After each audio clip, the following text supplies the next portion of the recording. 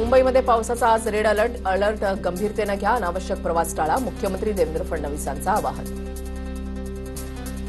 मुंबईमध्ये आज पावसाचा रेड अलर्ट. पावसाचा आनंद घेण्यासाठी मुंबईकरांची मरीन ड्राईव्ह परिसरात गर्दी. मुसळधार पाऊस असल्यामुळे अनाउन्समेंट करत पोलिसांकडून मरीन ड्राईव्ह परिसर रिकामा. मुंबईमध्ये मुसळधार पाऊस, समुद्राला मोठी भरती. समुद्रामध्ये 4.26 मीटर उंचीच्या लाटा उसळल्या. मुंबई क्षेत्रामध्ये जुलै महिन्याच्या सरासरीच्या तुलनेमध्ये मागील 24 तासात सुमारे 74% पावसाची नोंद. विक्रोळीमध्ये सर्वाधिक 316 मिलीमीटर पावसाची नोंद. मागील 4 दिवसांमध्ये मुंबई क्षेत्रामध्ये 588 मिलीमीटर पावसाची नोंद. रेड अलर्टमुळे आपत्ती विभाग अलर्ट मोडवर. मुंबई ठाण्यासह पालघर पनवेलसाठी हेल्पलाईन जारी. आपत्ती काळामध्ये नागरिकांना संपर्क साधण्याचं आवाहन. मुख्यमंत्र्यांकडून राज्यामध्ये पावसाचा अलर्ट. आपत्ती विभाग प्रशासन यंत्रणा अलर्ट मोडमध्ये. अलर्टमध्ये नागरिकांनी प्रवास टाळावा, मुख्यमंत्री फडणवीसांचं आवाहन. उपमुख्यमंत्री शिंदेंनी रुग्णालयातून पावसाचा आढावा घेतला. शिवसेनेच्या शाखा सुरू ठेवून नागरिकांना मदत करण्याचं आवाहन. शिंदेंनी अधिकाऱ्यांकडून पावसाच्या परिस्थितीची माहिती मागवली. पावसामध्ये नागरिकांनी सुरक्षिततेला प्राधान्य द्यावं. धबधबे, नदीपात्र, ओढे, बंधारे असलेल्या ठिकाणी जाणं टाळावं. उपमुख्यमंत्री सुनेत्र पवारांचं आवाहन. प्रशासनानं दिलेल्या सूचनांचं पालन करण्याचं आवाहन. आशिष शेलार यांची मुंबई पालिकेच्या आपत्कालीन कक्षाला भेट. पालिकेच्या नियोजनाचा शेलार यांच्याकडून आढावा. उद्या पावसाचा रेड अलर्ट. कल्याणपुरमध्ये गल्लीचे नदीमध्ये रूपांतर. चेतन पार्क कॉम्प्लेक्समधील 40 कुटुंबांचा संपर्क तुटला. चेतन पार्क इमारतीसमोरील गल्लीला नदीचं स्वरूप. घराबाहेर पडण्याचे मार्ग बंद. खोपोलीमधल्या प्रसिद्ध झेनिथ धबधब्याच्या प्रवाहामध्ये अडकलेल्या नागरिकांची सुटका. विहारी ठाकूरवाडी ग्रामस्थांनी पाण्यामध्ये अडकलेल्या नागरिकांची सुटका केली. वाहत्या पाण्याच्या प्रवाहातून नागरिकांना वाचवलं. वसई विरार नालासोपाऱ्यामध्ये अतिवृष्टीनं 2 जणांचा बळी. मृतक एकाची ओळख पटली. वालीव पोलीस ठाण्याच्या हद्दीमधली घटना. अनोळखी मृतदेहाची ओळख पटवण्याचं काम सुरू. वसईच्या ग्रामीण भागातील मोरी गावातून 100 नागरिकांचं रेस्क्यू ऑपरेशनच्या दरम्यान जिल्हाधिकारी इंदुराणी जाखड स्वतः उपस्थित होत्या. अग्निशमन दल, स्थानिक पोलिसांचाही बचाव कार्यामध्ये सहभाग. वसईच्या मधुबन परिसरात दिवसभर पावसानं हाहाकार माजवला होता. मधुबन परिसरात रस्ते नाले तुडुंब भरल्यानं नागरिकांचे प्रचंड हाल. अनेक भागात कार पाण्याखाली गेल्या तर दोरी बांधून नागरिकांचं रेस्क्यू करण्याची वेळ आली. अनेक ठिकाणी छाती इतकं पाणी साचल्यानं परिस्थिती नियंत्रणाबाहेर गेली होती. वसईच्या मिठागरमधील 150 कुटुंबांना 600 फूड पॅकेटचे महापालिकेच्या वतीनं वाटप. प्रभाग डी आणि फायर विभाग यांच्या मदतीनं फूड पॅकेटचं वाटप. नायगावमधील होनेस्ट गॅलेक्सी ते वामन धबधबा रस्त्यावरील पाणी हटवण्यासाठी शिवसैनिकांची धाव. जेसीबीनं पाण्याचा निचरा केला. जिल्हाप्रमुख प्रथमेश राऊत आणि शहर प्रमुख मंगेश चव्हाण यांची उपस्थिती. नालासोपाऱ्यामध्ये मुसळधार अतिवृष्टीने एक बळी घेतला. जीवननगर परिसरामध्ये पुराच्या पाण्यात वाहून आलेल्या एका अज्ञात व्यक्तीचा मृतदेह सापडला. पोलिसांकडून मृतदेहाची ओळख पटवण्याचं काम सुरू. कल्याण डोंबिवलीमध्ये मुसळधार पावसाचा कहर. रस्ते जलमय. वाहन चालकांना पाण्यातून मार्ग काढावा लागत आहे. तर सखल भागातील काही घरांमध्ये पाणी शिरल्यानं नागरिकांचे हाल. पाण्यामध्ये बुडालेल्या डीपीमुळे काही भागांचा वीज पुरवठा खंडित. नवी मुंबईच्या खारघरमध्ये मुसळधार पावसामुळे अनेक रस्त्यांवर मोठ्या प्रमाणात पाणी साचलं होतं. रस्त्यावर साचलेल्या पाण्यामुळे वाहतूक विस्कळीत झाली. नाले सफाईवर प्रश्नचिन्ह उपस्थित.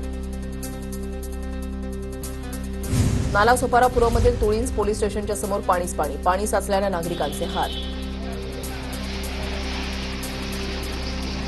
खारघरमधील पांडवकडा धबधब्यावर पोलिसांकडून बंदी. पर्यटकांची गर्दी होऊन काही अपघात घडू नये यासाठी धबधब्यावर पर्यटकांना बंदी. नाशिकच्या सुरगाणा तालुक्यामधल्या भिवतास धबधबा प्रवाहित. नाशिकमध्ये 2 दिवसांपासून पावसाची संततधार सुरू. इगतपुरी, त्र्यंबकेश्वर, सुरगाणा आणि पेठ तालुक्यामधील अनेक निसर्ग सौंदर्य ठिकाणी पर्यटकांची गर्दी. मुंबईच्या विलेपार्ले परिसरामध्ये एका टेम्पोवर झाड कोसळलं. सुदैवानं कोणतीही जीवितहानी नाही. झाड काटेरी असल्यामुळे हटवण्यात अडचणी. विलेपार्ले अग्निशमन केंद्रासमोरची घटना. कल्याणपुरममधील लोकग्राममध्ये रस्त्यालगत असलेलं भलं मोठं झाड अचानक कोसळलं. रस्त्याच्या कडेला उभ्या असलेल्या 2 चारचाकी वाहनांचं झाड पडल्यामुळे मोठं नुकसान. अग्निशमन दलानं झाड बाजूला केलं. सावंतवाडी कोलगावात धावत्या डंपरवर झाड कोसळलं. धावत्या डंपरवर अचानक रस्त्याकडेचं मोठं झाड कोसळलं. सुदैवानं कोणतीही जीवितहानी नाही. नवी मुंबईच्या बेलापूरमध्ये एका इमारतीची गॅलरी कोसळली. मोडकळीस आलेल्या इमारतीची गॅलरी कोसळली. सुदैवानं यात कोणतीही जीवितहानी नाही. केडीएमसीच्या कॅन्सर रुग्णालयाची संरक्षक भिंत कोसळली. संरक्षक भिंत कोसळल्यानं 30 ते 32 कुटुंबांचं तात्पुरतं स्थलांतर. डोंबिवलीपुरमधील टिळक रोड इथे केडीएमसीच्या कॅन्सर रुग्णालयाचं बांधकाम सुरू. काम अपूर्ण राहिल्यानं शेजारील 2 इमारतींजवळील संरक्षण भिंत अचानक कोसळली. मुंबई गोवा महामार्गानजीक उक्षी गावाकडे जाणाऱ्या रस्त्यावर माती, वाहतुकीला अडथळा. सिंधुदुर्गच्या भुईबावडा घाटामध्ये दरड कोसळली. मुरुम आणि माती रस्त्यावर आल्यामुळे वाहतूक ठप्प. कुरुळ घाटातून वाहतूक वळवण्यात आली. सार्वजनिक बांधकाम विभागाकडून मलबा हटवण्याचं काम सुरू. रत्नागिरीच्या लांजामध्ये वाकेड इथे पेट्रोल पंपाच्या केबिनवर दरड कोसळली. दरड कोसळून एकाचा मृत्यू. केबिन बाहेर पडलेल्या 3घांचा जीव थोडक्यात बचावला. कोल्हापूरच्या राधानगरी तालुक्यामधल्या हसणे लघु तलाव ओव्हरफ्लो. पावसाचा जोर वाढल्यामुळे हा तलाव पूर्ण क्षमतेनं भरला. धबधब्याचं रूप पाहण्यासाठी पर्यटकांची गर्दी. यवतमाळच्या मालेगाव नाल्यावरील पुलावरचं डांबर मुसळधार पावसामध्ये वाहून गेलं तर यावर्षीच तयार झालेल्या सिंधुदुर्ग तर्रेळे कोल्हापूर राष्ट्रीय मार्गाला तडे गेले. महाबळेश्वरमधील नावली गावामध्ये मुसळधार पावसामुळे भूस्खलनामुळे गावातील पिण्याच्या पाण्याच्या टाकीसह जननी माता मंदिर परिसराचं देखील मोठं नुकसान. गावातील जननी देवी माता मंदिरासमोरील काही भाग देखील खचला. गोंदिया जिल्ह्यामध्ये पुन्हा मुसळधार पावसाच्या सरी. जिल्ह्याच्या धरण साठ्यामध्ये मोठी वाढ. मुसळधार पावसामुळे पूर परिस्थिती निर्माण होण्याची शक्यता. नागरिकांनी सतर्क राहण्याचं आवाहन. जळगावच्या चाळीसगावमध्ये जोरदार पाऊस झाला. मुसळधार पावसानं शहरातील अनेक रस्ते जलमय. सखल भागामध्ये पाणी साचल्यानं वाहतुकीवरही परिणाम. अचानक झालेल्या पावसामुळे नागरिकांची धावपळ. लोणावळ्यामध्ये तुफान पाऊस. 9 तासामध्ये तब्बल 105 मिलीमीटर पाऊस. पावसामुळे शेतकरी वर्ग पेरणीच्या कामाला. इगतपुरी शहर हद्दीमधील फणसवाडी विद्युत पोल पडला. मुसळधार पाऊस आणि वाऱ्यामुळे मोठे झाड विद्युत तारांवर पडलं. परिसरातील विद्युत पुरवठा खंडित. पवईचा विहार तलाव ओव्हरफ्लो. मुंबईकरांना मोठा दिलासा. मुसळधार पावसानंतर पवईचा विहार तलाव ओव्हरफ्लो. बारवी धरण क्षेत्रामध्ये 9 तासामध्ये 100 मिलीमीटर पाऊस. पाणी पातळी 4 फुटांनी वाढली. ठाणे जिल्ह्याला दिलासा. धरण क्षेत्रामध्ये जोरदार पाऊस. दमदार पावसामुळे राज्यातील धरणं ओव्हरफ्लो. गोसेखुर्द धरणाचे 25 तर हतनूरचे 10 दरवाजे उघडले. रत्नागिरीमधल्या पानवल धरणही ओव्हरफ्लो. प्रशासन अलर्ट. नदीकाठच्या गावांना सतर्कतेचा. महाबळेश्वर तालुक्यामध्ये एका दिवसामध्ये 233 मिलीमीटर पावसाची नोंद. कोयना धरणाच्या पाणलोट क्षेत्रामध्ये पावसाची बॅटिंग. कोयना धरणाच्या पाणीसाठ्यामध्ये झपाट्यानं वाढ. भिवंडी शहरातील वऱ्हाळा तलाव ओव्हरफ्लो. तलावातून शहराला 5 MLT पाणी पुरवठा केला जातो. तलावाचं पात्र भरल्यानं कामतघर इथल्या बंधाऱ्यातून पाणी वाहण्यास सुरुवात.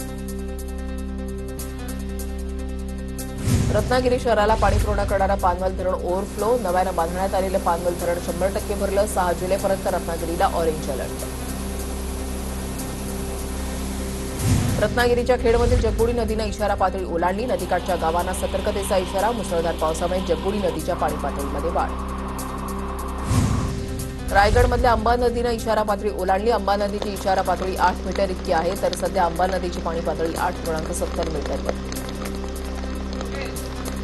सांगलीच्या शिराळा तालुक्यामध्ये गेल्या 3 दिवसांपासून धुवाधार पाऊस सुरू. पावसामुळे चांदोली धरणाच्या पाणी पातळीमध्ये झपाट्यानं वाढ. धरणामध्ये आता 12.50 TMC इतका पाणीसाठा.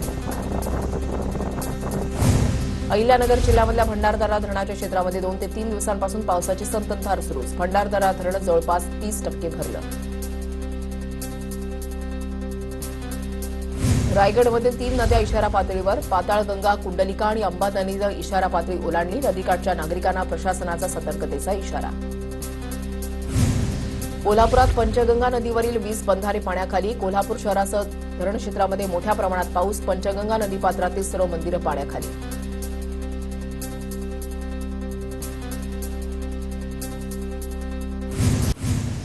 मुंबईमध्ये कॉटन ग्रीन परिसरात उघडे मॅनहोल पाहून महापौर संतापल्या. महापौर रितू तावडेंनी अधिकाऱ्यांना सुनावलं. कॉटन ग्रीन परिसरातील पाहणी दौऱ्यावेळची घटना. राम मंदिर दानचोरी प्रकरणी ठाकरेंचं आज दुपारी 4 वाजता रामरक्षा आंदोलन. दादरच्या कबूतरखान्याच्या समोर हनुमान मंदिरात आज रामरक्षा आंदोलन. उद्धव ठाकरे स्वतः आंदोलनामध्ये सहभागी होणार. हिंदूंनी रामभक्तांनी आंदोलनामध्ये सहभागी व्हावं, ठाकरेंचं आवाहन. नितेश राणे सोयीस्कर भूमिका घेतात. राम मंदिर प्रकरणी नितेश राणेंनी केंद्र सरकारच्या विरोधात मोठं आंदोलन उभं करावं. रोहित पवारांची प्रतिक्रिया. नितेश राणेंच्या आंदोलनामध्ये आम्हीही सहभागी होऊ. रोहित पवारांचं नितेश राणेंना आव्हान. रामाची आभूषणं चोरीला जात आहेत आणि तुम्ही म्हणताय की संयम पाळा. रामाचे दागिने मेहमूद गझनीने नाही तर तुमच्या पक्षातल्या लोकांनी लुटलेले आहेत. आता हे लोक का बोलत नाहीत? राम मंदिर चोरीवरून संजय राऊतांचा भाजपवर निशाणा. उद्धव ठाकरेंनी राम रक्षा नव्हे शिवसेना रक्षा आंदोलन करावं. केंद्रीय राज्यमंत्री रामदास आठवलेंनी उद्धव ठाकरेंवर टीका केली आहे. ठाकरेंनी रामाकडे एकही आमदार न फुटण्याचा साकडा घालावं. रामदास आठवलेंचा उद्धव ठाकरेंना खोचक सल्ला. महाराष्ट्राची सुसंस्कृत संवेदनशील राजकारणाची परंपरा धोक्यात. साठम प्रकरणावरून राज ठाकरेंचा फडणवीसांवर निशाणा. भाजपच्या सत्ताधाऱ्यांमध्ये सत्तेचा माज वाढल्याची टीका. फडणवीस संवेदनशील सीएम असल्याची प्रतिमा अशा घटनांमुळे मलिन होत असल्याची देखील राज ठाकरेंची टीका.